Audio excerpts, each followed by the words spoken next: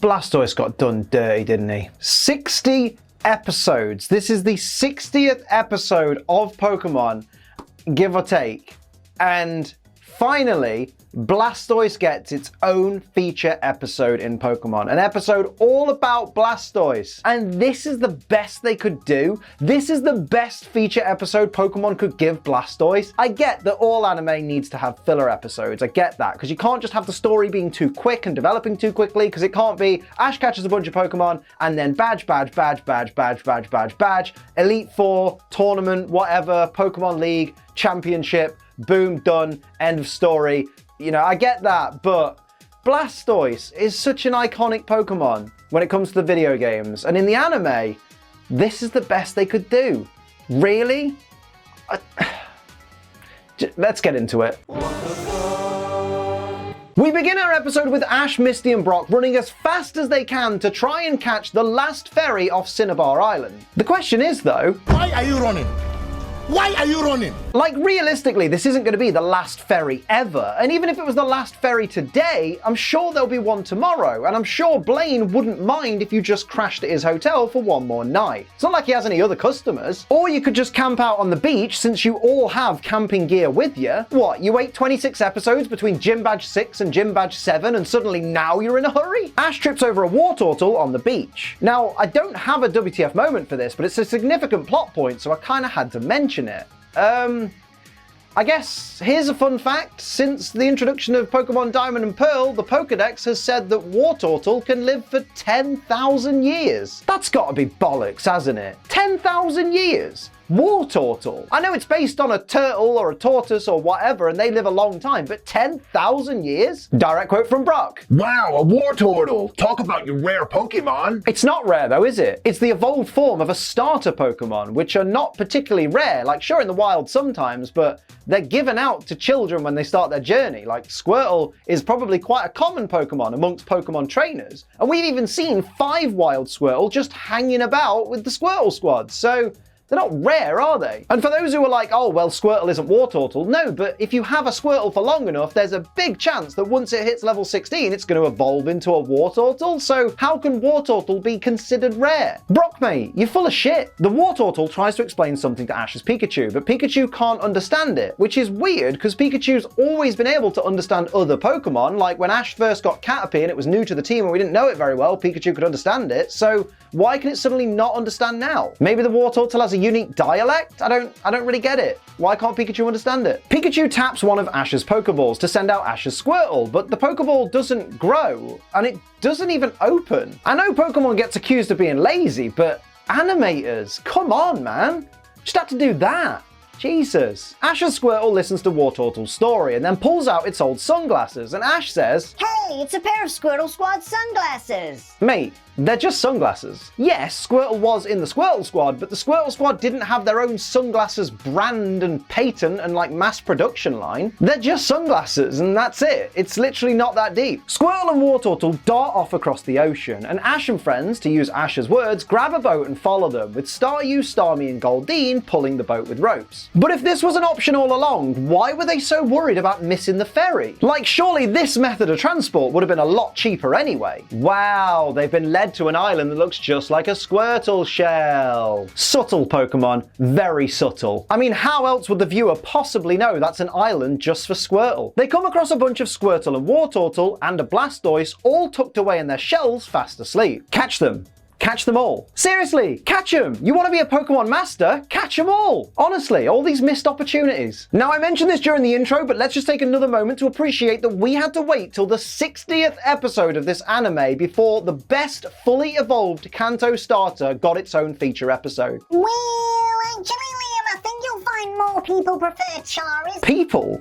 Who gives a toss what people think? Not me. Last time I checked, it was my opinion that reigned supreme on this channel. Thank you very much. Ash runs up to the Blastoise shell to hug it and rub his face against it. Yeah, because that's a perfectly normal response when faced with a giant tortoise for the first time. Ash Ketchum is a creep. Pass it on. After having a good long rub, Ash falls asleep. Sounds like a typical Saturday night for some of you lot, am I right? Squirtle puts its own ear up against the Blastoise shell to try and check what happened, and then also falls asleep, and falls to the ground as it does so, which has got me wondering. All these other Squirtle and Wartortle that are on the beach are all pretty far away from Blastoise. Did they all put their ears up against the Blastoise shell and then fall asleep? They must have done, because if whatever's causing everyone to fall asleep isn't confined to the inside of Blastoise's shell, then surely by now Brock and Misty would have fallen asleep. But if that is the case, then how did some of the Squirtle and Wartortle get so far across the beach? Did they roll there after they fell asleep? I just have so many questions. Brock tries to wake up Ash by gently tapping on his cheek. Mate, have you seen how deep asleep these Pokemon are in? You're gonna have to give it a bit more welly than that. Plus, Pikachu's right there. Why isn't he your go-to Ash Ketchum alarm clock? That usually works. Something else that absolutely works in helping this channel get into the recommended feed of more people so more people can find this content, more people can find this channel, is you hitting the like button. You leaving a lovely comment down below about something that you enjoyed about the video or something you enjoyed about this particular episode of Pokemon, and you sharing this on either Twitter or Facebook or something like that. Like, is 5,000 likes really so much to ask? I don't think so. Also, if you're new to this channel, hi. How you doing? Nice to meet you. Thanks for giving my little garbage channel a chance. I really appreciate it. But please hit that subscribe button, turn on all notifications so you never miss a video from me. Brock says he thinks this has something to do with that Blastoise over there. Oh really? Do you, mate? What gave it away? Was it Ash putting his ear up against the Blastoise shell and falling asleep, and then Squirtle doing the same thing and literally the same thing happening? Honestly, Brock, you must be some kind of genius. I have no idea how you came to that conclusion. For some of you that need to hear this, that was sarcasm. Misty tells Pikachu to use an electric shock alarm clock, and lo and behold, that wakes up not only Ash, but also all of the Squirtle and Wartortle. Like I said, why wasn't that your go-to solution? Ash wakes up furious at being electrocuted, and we get this direct quote from Misty. What's the matter, Ash? Dreaming about being a Pokemon master? To be fair, Misty, Ash's dreams are the only place he'll ever be a Pokemon master, so cut the kid some slack. Ash said he heard some kind of weird music that sounded kind of familiar, and that's what put him to sleep. Bastille. It must have been Bastille. Lyrical fucking genius. Ash says they're not going anywhere until they wake up that Blastoise. Just get Pikachu to use Thunderbolt. It worked for you, it worked for all of the Squirtle, and it worked for all of the Wartortle, all at the same time. I'm sure it'll work for Blastoise. Ash says he can't do it alone. No, but Pikachu can. Just get him to use Thunderbolt. Ash also says let Operation Wake Up Blastoise begin. Why does this need to be a whole operation? Just use Thunderbolt. I'm getting mad. Of course, Team Rocket are nearby in their Gyarados sub, and they decide to steal Blastoise before it wakes up. But my question is, when did Jessie take off her gloves? And why? Brock basically walks us through the events of what happened on the island, which basically boil down to Blastoise went for a swim, Blastoise fell asleep, the other Pokemon dragged it back to shore and also fell asleep. The end. This is all well and good, but none of this actually matters. All we need to know is that Blastoise needs waking up. Just get Pikachu to use Thunderbolt. Why are we overcomplicating this so much? Well, actually, Liam, I think you'll find if they just used Thunderbolt and woke up Blastoise straight away, it would be a very short episode. Well, maybe they should have wrote a better episode then. Brock then switches to a doctor's uniform, complete with stethoscope. Bit of foreshadowing there for Pokemon Dr. Brock. Brock tries to listen to whatever's inside Blastoise's shell, but doesn't hear anything. I'll bet if Brock had fallen asleep here, they'd have just got Pikachu to use Thunderbolt to wake him up, but not Blastoise. That idea just never crosses their minds for some reason. Oh look, Blastoise woke up on its own anyway. So literally everything that has transpired so far in this episode has been absolutely fucking pointless. Honestly, if I sound a little bit mad, it's because I am. I love Blastoise, and its first feature episode in the anime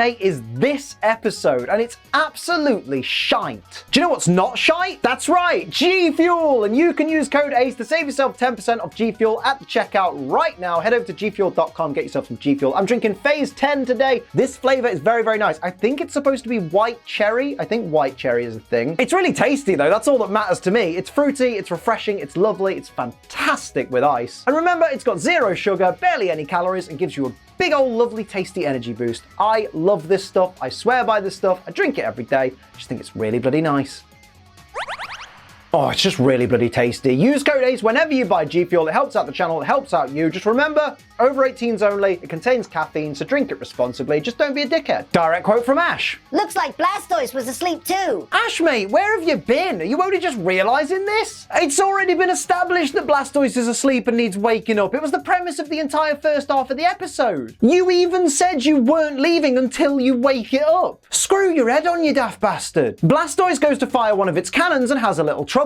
And then we see, oh my. I get that you're having a little bit of performance anxiety, Blastoise, but there's no reason to be obscene. Squirtle pokes at the blockage sticking out of Blastoise's cannon, and an ear pops out, revealing that it's very obviously Jigglypuff, and somehow Ash has absolutely no idea what this could be. Does somebody want to check Ash for a concussion? Like, on any given day, he's normally pretty clueless, but the things he's saying here definitely sound like when he fell asleep, he hit his head on the way down. Jigglypuff starts singing and everybody falls asleep, including Blastoise, but for some reason, Blastoise's cannons don't retract this time. But why don't they? Because before, when Blastoise was asleep, its cannons were retracted, with Jigglypuff firmly stuck inside one of them, so that must have happened before Blastoise fell asleep. Like, Blastoise must have gone to attack Jigglypuff, and then somehow Jigglypuff got stuck in one of the cannons, sang it to sleep, and then obviously the cannons retracted with Jigglypuff stuck inside, right? So in this instance, the same thing would have happened, surely. The only alternative is that Jigglypuff sang Blastoise to sleep whilst its cannons were already retracted, and then for some unknown reason crawled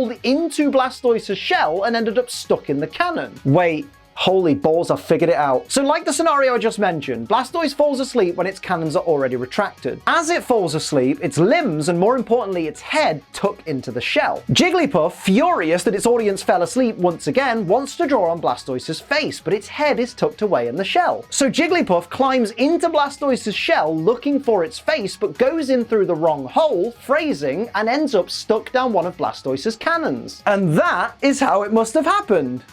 Wait, what was my point again? Team Rocket send Meowth tied to a rope to grab Blastoise, but Meowth falls asleep and they reel him back in. Now that's all well and good, but then Jessie tells James he obviously forgot about their Gyarados grabber, which is a plunger on a rope that is attached to the sub. Clearly Jessie forgot about this too, because if they had this all along, why did they send Meowth in the first place? Ash and friends and the Squirtle and Wartortle wake up to find Blastoise gone. Ash's Squirtle then gets the attention of all the other Squirtle and all the Wartortle and starts giving what seems to be a very impassioned speech that neither us nor any of the human characters can understand, you know, because it's all Squirtle, Squirtle, Squirtle, Squirtle, you know, that kind of stuff. Ash chimes in with, "You tell them." Ash mate, not so fast. For all we know, the speech could literally be, The humans have allowed Blastoise to be taken from us, and this cannot go unpunished. To appease the gods and ensure Blastoise's safe return, we must find the sharpest sticks we can to peel the humans' flesh from their bodies. Their unwilling sacrifice will surely ensure Blastoise's return to us. I'm just saying, don't get so hyped so quick for something you can't even translate. Now, Pikachu is someone we can all understand. When he says, Pika Pika. right here, we know that he's saying, Yo, what about this fucking giant trail here? not a WTF moment, just James punting a Pokemon once again. I always talk about how James is the most caring trainer in the Pokémon anime, like about how he always treats his Pokemon so well. But any Pokemon that isn't his is getting punted. I think I've seen James punt more Pokemon than any trainer ever. James is the Randy Orton of Pokemon. Pass it on. Jesus Christ, he kicked me out with enough force to crack open the walls of the submarine. Either that sub is super cheaply built or James is an absolute beast. Jigglypuff starts to sing again, which means that everyone in the sub, including itself, is doomed to drown at the bottom of the ocean. Who knew Jigglypuff had a death wish? All of the Squirtle and Wartortle work together to bring the sub back to shore. And even after literally having their lives saved, Team Rocket jump back into their sub to try and re-steal Blastoise. They convert their sub into land mode with tank tracks and two huge arms, complete with booby honking mechanical hands. They even do the motion. The Squirtle and Wartortle all try to stop the sub by spraying it with water? Lads, I hate to break it to you, but it's a bloody submarine. It's kind of designed to be surrounded by water. You might want to try something else. Ash's Squirtle gets bashed out of the way by the booby honking hands of the sub. What a weird sentence that was to say. And it's at this point that everybody watching gets super excited because this looks exactly like the setup for a protagonist Pokemon's evolution. Spoiler alert, it isn't. Ash yells at Blastoise to wake up because the Pokemon need you. Just use Thunderbolt. You don't even need to use it on Blastoise at this point. Just use it on the sub. It's soaking wet. Finally! It's only taken 13 minutes of this 20-minute Pokemon episode for Ash to finally tell Pikachu to use fucking Thunderbolt on Blastoise. I'll be honest, I don't know why he got Squirtle to attack as well. That seemed unnecessary. Brock says something about Squirtle's water gun carrying the electricity, but I'm pretty sure that wasn't needed. Like, at all. Like, you want to wake Blastoise, you don't want to KO it. I tell you what, Jigglypuff's having a fucking horrible day, isn't it? Blastoise wakes up and all the Pokemon send Team Rocket's sub flying out to sea, and Jigglypuff proves that it really does have zero situational awareness. As once again, it wakes up from being knocked out and goes straight back to singing everybody around it to sleep. Jigglypuff, mate, you're a numpty. Ash sends out Squirtle to save Jigglypuff because apparently Team Rocket are a lost cause at this point, so sod saving them for a second time. But my question is, why did only Squirtle go? There's like 20 water-type Pokemon on the beach. Why didn't they send out a rescue party just in case Squirtle needed any help? You'd think after all Ash and friends have done for these wild Pokemon, they'd at least be grateful. We see an underwater explosion and Misty asks, Are Squirtle and Jigglypuff okay? Misty, mate, everyone can see the same thing that you're looking at. If you can't tell if they're okay, how can anyone else? I stand by what I said, this little knobhead has been through an ordeal today. But of course it wakes up, starts singing, and puts everyone to sleep again. The twat. What can I say? Jigglypuff drew eyes on Brock. You know what? I'm just gonna leave that one there. That's Jigglypuff's problem, not mine. Direct quote from Misty. I don't think it's very funny. I look like a cartoon character. But Misty, it's not a cartoon, it's anime. Just kidding, they're literally the same thing. Go on, fight me about it in the comments, I dare you. It's cute that you think I'll give a shit. So Ash and friends head off on the boat that they nicked. But the question here is, are they headed back to Cinnabar Island to then get the first ferry the next day, or are they just gonna go straight to Pallet Town and then head over to Viridian City? Considering that's absolutely been an option since the very beginning of this very obvious filler episode. Oh yeah, and the episode ends with Team Rocket being sad. Honestly, for what the ending of the episode gives us, nothing really happens. It's just kind of a really long, drawn-out ending for no reason. Almost like the writers genuinely ran out of interesting stuff to put in the episode. And look, I know I'm bashing this episode quite a lot, but think about it. This could have been the episode where Ash's Squirtle evolved, and it just didn't, which is super lame. Let's look on the bright side though. At least this filler episode isn't as hard to watch as some of Sun and Moon's filler episodes. Those were dire. Can't wait to get to those in like 18 years time. Will anyone still be watching this series by then? Probably not. So those are my WTF moments for Pokemon Season 1, Episode 60, Beach Blank-Out Blastoise. Let me know your favourites and any that I missed down in the comments below. Don't forget to like, share, and subscribe to help the channel. Head over to twitch.tv/AceTrainLiam for all of my live streams, Oddworld Soulstorm coming very, very soon. Use code ACE for money off G Fuel, and until next time, I'm Ace Trainer Liam. Keep on training.